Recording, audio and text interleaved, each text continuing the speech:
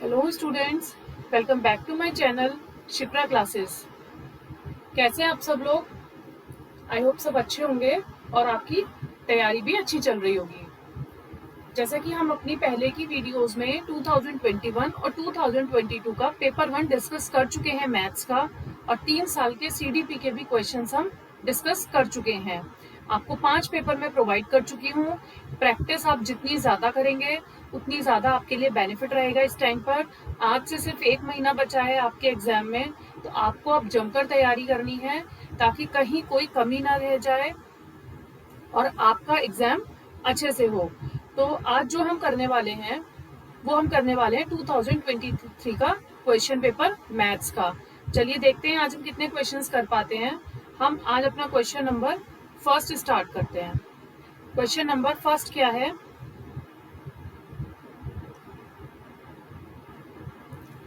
Question number first, if each side of an equilateral triangle is 4 centimetre then its area will B.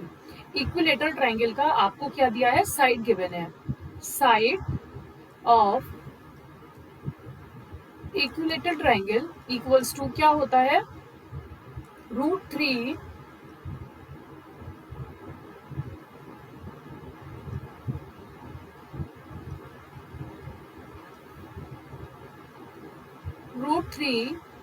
Upon 4 into side का whole square. और side आपको question में कितनी given है? 4 centimetre. तो फॉर्मूले में पुट कर दीजिए। मैंने आपसे कल भी कहा था कि मेंसुरेशन में जैसे ये होता है आपका सिलेंडर, कोन, इक्विलेटरल ट्राइंगल की, आज जैसे ये आया क्वेश्चन, तो इस तरीके के आपको छोटे छोटे फॉर्मुलेस होते हैं। अगर लर्न होंगे तो आप बहुत सिंपली इनको सॉल्व कर लेंगे और बहुत जल्दी आपका क्वेश्चन सॉल्व हो जाएगा। फॉर्मुले बेस होते हैं, नथिंग एल्स। फॉर्मुला ही नहीं पता होगा तो आप कुछ नहीं कर पाएंगे। हमने 4 को यहाँ पुट कर दिया, 4 से 4 कैंसिल हो गया, तो आंसर आ गया 4√3 सेंटीमीटर स्क्वायर। तो 4√3 क्या हो गया? आपका आंसर हो गया। 4√3 centimetre square is your final answer. सिर्फ फॉर्मूला पुट किया है और सॉल्व किया है। Question number 2, if the ratio of the radii of 2 circles, 2 circles हैं, उन दोनों के रेडियस का रेशियो दे रखा है, मीन्स R1 और R2 का रेशियो दे रखा है 2:5। कैसे? R1 और R2 का रेशियो कितना दे रखा है? 2:5। ठीक है। अब इनके सर्कमफेरेंस का रेशियो पूछा जा रहा है। सर्कमफेरेंस क्या होता है उस सर्किल का? जब हम बात करते हैं तो सर्कमफेरेंस होता है 2πr। अब हमारे पास 2 सर्कमफेरेंसेस हैं क्योंकि 2 सर्किल हैं, तो उन दोनों का रेशियो पूछा जा रहा है। उसको रेशियो में हम कैसे लिख सकते हैं? 2πr1 divided by 2πr2। क्योंकि रेडियस दोनों की अलग है तो हमें R1 और R2 लेना पड़ेगा। इस तरीके से 2 से 2 कैंसिल, पाई से पाई कैंसिल, तो हमारे पास सर्कमफेरेंसेस क्या आ गए? R1/R2। R1/R2 की वैल्यू कितनी थी जो गिवन है? 2/5। इट मीन्स जो सर्कमफेरेंसेस का रेशियो आया वो भी क्या आया? 2:5। आंसर क्या आया आपका? 2:5। तो b is your correct option. Clear हो गया ना? देखिए ये भी सर्किल का भी क्वेश्चन जो था फॉर्मूला बेस्ड था, तो फॉर्मुलेज आपको अच्छे से टिप पे लर्न होने चाहिए। क्वेश्चन देखते ही आपको रिमाइंड हो जाए कि हाँ इस क्वेश्चन में हमें कौन सा फॉर्मूला अप्लाई करना है।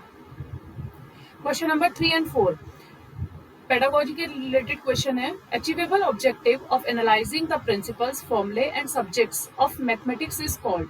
आपसे क्या पूछा जा रहा है कि जब हम किसी प्रिंसिपल को, फॉर्मूले को and subjects of mathematics is called, उस समय पे जब हम एनालाइज कर रहे हैं, कोई ऑब्जेक्टिव हमें अचीव करना है। अब हम क्या कर रहे हैं? मैथमेटिक्स के अंदर किसी प्रिंसिपल को एनालाइज कर रहे हैं, फॉर्मूले को एनालाइज कर रहे हैं किसी ऑब्जेक्टिव तक पहुंचने के लिए, और सब्जेक्ट क्या है? वो हमारा मैथ्स का। तो उस केस में आपका ऑब्जेक्टिव क्या होगा? किसी प्रिंसिपल या फॉर्मूले के को एनालाइज करने के लिए, अपने ऑब्जेक्टिव तक पहुंचने के लिए, cognitive objective, perceptual objective, experimental objective या फिर एप्रिशिएटिव ऑब्जेक्टिव। तो इसका जो आंसर होगा वो होगा परसेप्चुअल ऑब्जेक्टिव। परसीव मतलब आपने कितना सीखा, क्या आप सोच रहे हैं, आपकी क्या परसेप्शन है, किस तरीके से आप उस ऑब्जेक्टिव तक पहुंच रहे हैं, तो ये सब आपकी थिंकिंग पे डिपेंड करता है। परसेप्शन पे, परसेप्चुअल ऑब्जेक्टिव, इसलिए हमने इसका आंसर क्या दिया? Perceptual objective. क्योंकि अब क्या कर रहे हैं? एनालाइज कर रहे हैं प्रिंसिपल्स को और फॉर्मूले को, और जो सब्जेक्ट्स हैं वो मैथमेटिक्स है, तो उस केस में जो अचीवेबल ऑब्जेक्टिव होगा आपका वो होगा परसेप्चुअल ऑब्जेक्टिव।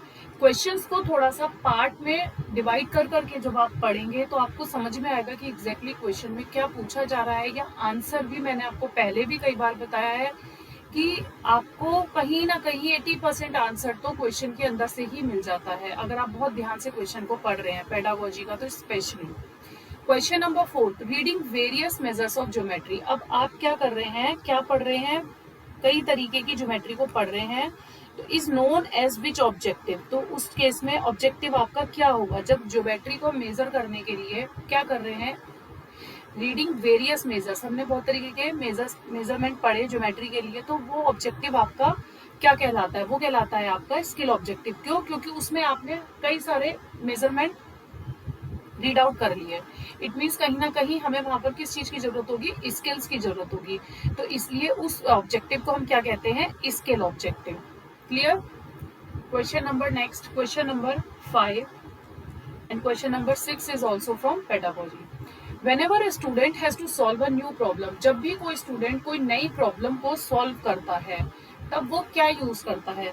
देखिए, अगर मैं आपको कोई क्वेश्चन देती हूँ तो आप क्या करेंगे, सबसे पहले उस क्वेश्चन को देखेंगे, समझेंगे, मीन्स आप क्या कर रहे हो, उसे एनालाइज कर रहे हैं। आप किसी से डिस्कशन तो नहीं कर रहे, ना आप वहाँ इंडक्टिव मेथड यूज कर रहे हो, ना ही कोई किसी को लेक्चर दे रहे हो, आप उस प्रॉब्लम को समझ रहे हो, मीन्स एनालाइज कर रहे हो कि किस तरह से हम इसे सॉल्व कर सकते हैं। तो कहीं ना कहीं वहां पर हम जो यूज करते हैं वो यूज करते हैं एनालिटिकल मेथड। जब whenever a student has to solve a new problem, जब भी कोई स्टूडेंट एक नई प्रॉब्लम को सॉल्व करता है तो वो एनालिटिकल मेथड का यूज करता है। Clear? Question number 6, in which of the methods we approach from known to unknown. अब नोन से जब अननोन की तरफ जाते हैं, ये जो होती है ये मैक्सिम्स ऑफ टीचिंग्स होती हैं, मैक्सिम्स ऑफ टीचिंग जिसे हम बोलते हैं।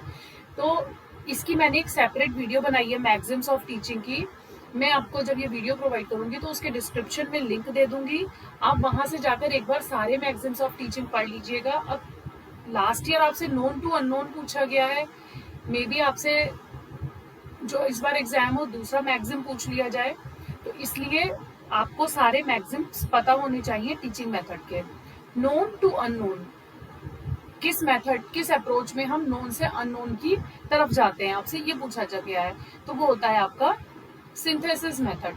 एनालाइज में हम क्या करते हैं, एनालाइज कर रहे हैं आप, तो पूरा क्वेश्चन को एनालाइज कर रहे हैं। सिंथेसिस मीन्स आप कहीं ना कहीं उनको जोड़ रहे हैं, तो आपको पता है नोन से अननोन की तरफ आप जा रहे हैं, तो इस मेथड को जो हम बोलते हैं वो बोलते हैं synthesis method.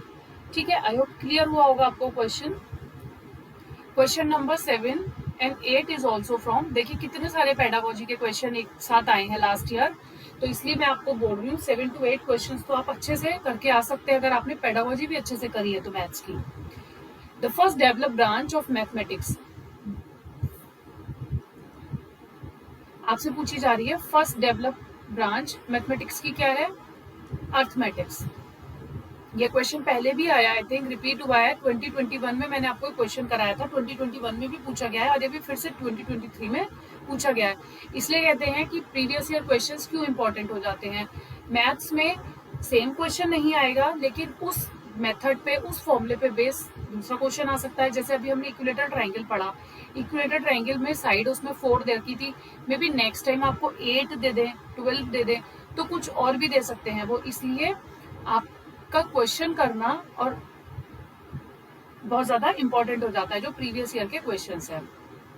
Question number 8, in the most useful text book of mathematics, सबसे ज्यादा क्या जरूरी है मैथमेटिक्स की बुक्स में, there are many solve examples and some questions for exercise, mean solutions तो बहुत सारे हो लेकिन एक्सरसाइज करने के लिए कुछ ही क्वेश्चंस हो। There are sufficient solve examples and more questions for exercise, उसमें कुछ सॉल्व करे हुए हो और बहुत ज्यादा क्वेश्चंस आपके लिए सॉल्व एक्सरसाइज करने के लिए दी गई हो, या फिर सारे क्वेश्चंस जो है वो एक्सरसाइज के हो, मतलब आपको ही करने, या फिर ऑल ऑफ द अबव। आपने सबने मैथ्स की बुक देखी है, सबने मैथ्स पढ़ा है अपनी पहले की क्लासेस में, तो आपने देखा होगा जो मैथ्स की बुक होती है उसमें जैसे कि अगर कोई फॉर्मूला बेस्ड क्वेश्चन है या कोई भी पैटर्न पे, कोई भी मेथड पे क्वेश्चन होता है, तो 2 या 4 क्वेश्चन आपको बुक में दिखाए जाते हैं और उसके बाद में उसके कई सारे क्वेश्चंस एक्सरसाइज में दिए जाते हैं, मींस सफिशिएंट सॉल्व एग्जांपल्स होते हैं, जितनी आपको जरूरत है उतने एग्जांपल्स होने चाहिए और मोर क्वेश्चंस एक्सरसाइज, प्रैक्टिस के लिए ज्यादा क्वेश्चन होने चाहिए। तो 8 का आपका आंसर हो जाएगा बी। नेक्स्ट क्वेश्चन है क्वेश्चन नंबर 9। ये आपका है फ्रैक्शन पे बेस, आपसे पूछा जा रहा है इनका करेक्ट ऑर्डर। तो देखिए आपके पास ये चारों में सेम ऑप्शंस हैं, सेम फ्रैक्शन है 5/8, 3/5, 7/4 एंड 5/6। ठीक है, सबसे पहले जब ऐसा क्वेश्चन आएगा तो आपको क्या करना है, डिनोमिनेटर सेम बनाना है। डिनोमिनेटर सेम कैसे बनता है, एलसीएम लेकर। आपने एलसीएम ले लिया 8, 5, 4 एंड 6 का। अब हमने इतनी प्रैक्टिस कर ली है कि आई होप आपको एलसीएम तो अच्छे से निकालना आ गया होगा अब तक। और अगर अभी भी एलसीएम निकालने में किसी स्टूडेंट को प्रॉब्लम आ रही है तो पूछिए, पूछने में कोई शर्म नहीं होनी चाहिए जहां आपको प्रॉब्लम आ रही है, क्योंकि पूछेंगे तभी तो आपको समझ में आएगा। अगर एग्जाम में एलसीएम के बेस पर आपका क्वेश्चन गलत हो जाता है तो आपको लगेगा कि काश हमने पूछ लिया होता या हमने इसकी प्रैक्टिस कर ली होती। इसलिए समय रहते आप क्वेश्चन को सॉल्व करिए और पूछिए। 2 2 4, 4 2 8, 8 3 24 और 24 5 120। तो इसका आंसर आ गया 120, एलसीएम आ गया इसका 120। ठीक है, सिंपल हमने प्राइम फैक्टराइजेशन से एलसीएम फाइंड आउट कर लिया। 8 से जब आप 120 को डिवाइड करेंगे तो क्या आएगा, 8 1 8, 15 और 15 5 75। 5 से इसको डिवाइड करेंगे तो क्या आएगा, 5 5 2 10, 24 और 24 3 82, 82 सॉरी 72, यहाँ आएगा 72। नेक्स्ट 30, 4 से 120 को डिवाइड करा 30, 37 से 210,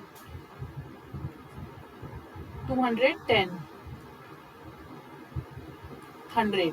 ठीक है, क्या करा हमने, डिनोमिनेटर से एलसीएम को डिवाइड करा और जो हमें डिवाइड करके मिला उसकी हमने मल्टीप्लाई न्यूमरेटर में कर दी।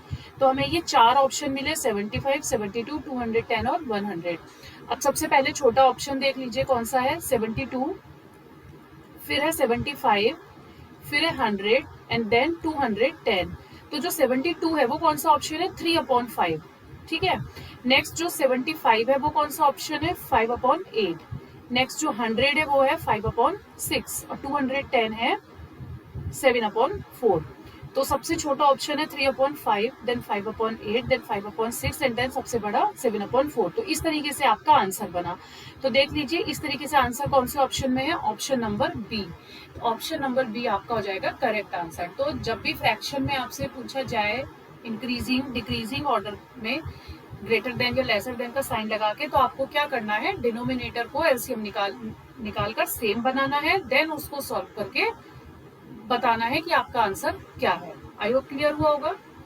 Next question, question number 10।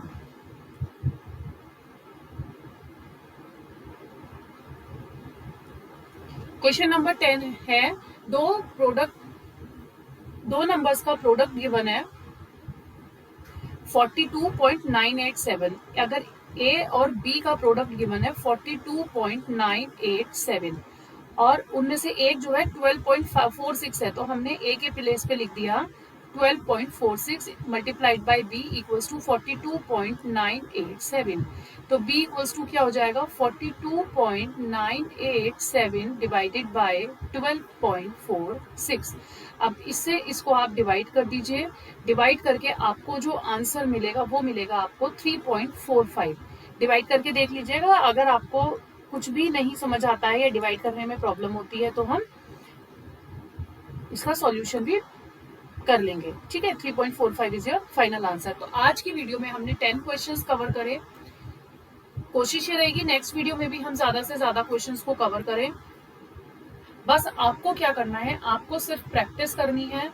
जितनी ज्यादा प्रैक्टिस करेंगे उतना ही ज्यादा आपके लिए बेनिफिट रहेगा एग्जाम के लिए। तो आज के लिए इतना ही रखते हैं। वीडियो पसंद आई हो तो लाइक, शेयर एंड सब्सक्राइब करना मत भूलिएगा। And for today, thank you.